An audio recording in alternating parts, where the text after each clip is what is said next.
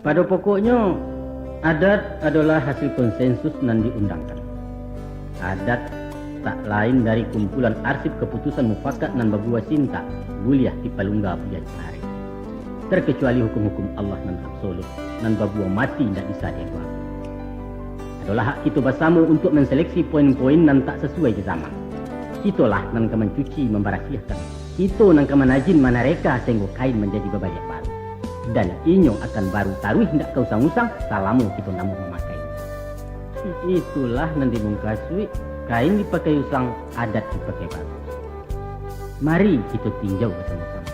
Kita rubah, kita pugar, usang-usang dibarui lapuak-lapuak di kajang. Dan tentu saja menurut prosedur dan balaku, yaitu musyawarah dan mufakat.